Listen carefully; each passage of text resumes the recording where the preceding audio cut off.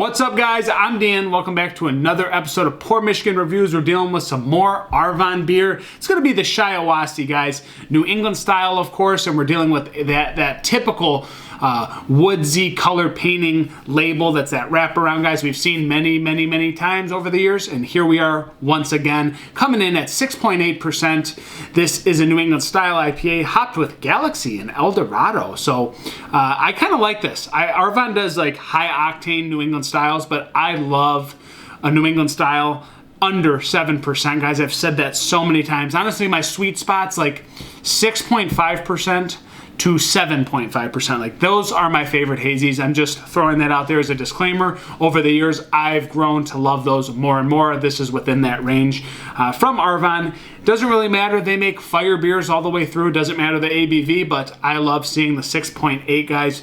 And we're gonna dive in. This was actually canned on July 14th. Today is July 23rd, time of recording. Super fresh, man. Can't beat it. It's like $5.50 a can.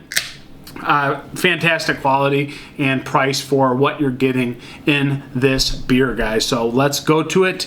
I'll let you know. I guess I shouldn't say it's fantastic, but I really haven't had bad Arvon beers. You guys know that if you've watched the channel. And again, I can't wait for Arvon to actually try to get some traction outside of Michigan or kind of far-reaching areas, because I don't know if I'm biased. I feel like I'm biased at this point, but I feel like other people would absolutely love these beers, guys. It's a competitive place to be, though, with these New Englands. But Arvon has been doing other categories. They're not just doing the New England styles and sours anymore. They're just dominating in general. So, to this beer. Back to this beer. We have a dark copper golden yellow, guys. It looks a lot lighter on camera. I'm not quite seeing that, but I'm also sitting in kind of more darkness, so maybe this is close to what it's looking like from that ring light. This has intense carbonation, very rapid bubbling, flying to the top with a big foamy creamy head, guys. And it's trying to dissipate a little bit, but it's super foamy, super clingy to the glass. It looks thick. It looks bigger than a 6.8 just by appearance, but fantastic looking New England style so far. I already smell citrus and other qualities just pounding my nostril right off the top of the glass, guys. So let's go into an official aroma. So juicy, such grassy, hazy goodness. Oh my goodness, it's good. You can tell by the aroma that it's just going to be a fire beer, man. I mean, this is so Arvon-esque on the nose. Just popping with like fresh citrus, just fresh candied tangerines, sweet Meyer lemon, a little bit of sweet ruby red grapefruit, just drenching your glass with ruby red grapefruit. Maybe a little stone fruit again, melon.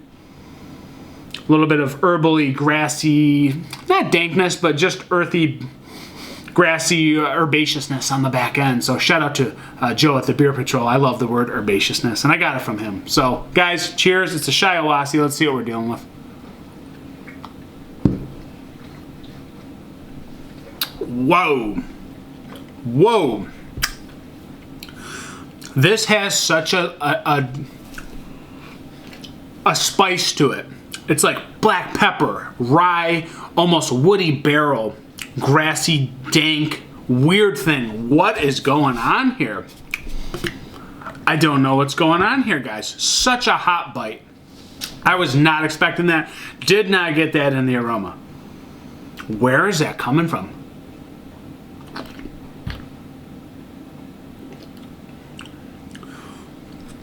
What an absolute shock to the palate. It's so sweet, citrusy, and juicy on the front. You're absolutely demolished with this.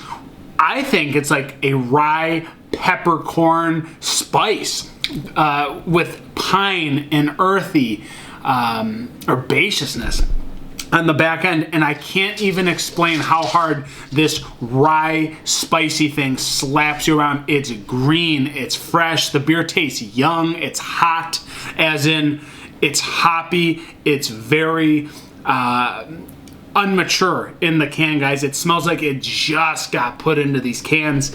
In my opinion, almost too soon. I mean, it's not hot with alcohol burn. It's hot with hops. But again, I don't know where this rye, black peppercorn, pepper flakes comes from, because I'm getting that on the back end with intense bitterness, grassy, earthy, herbaceousness. I'm going to keep using that word because that's here to some degree, but that is absolutely drowned out by this rye peppercorn thing. I don't know where that comes from.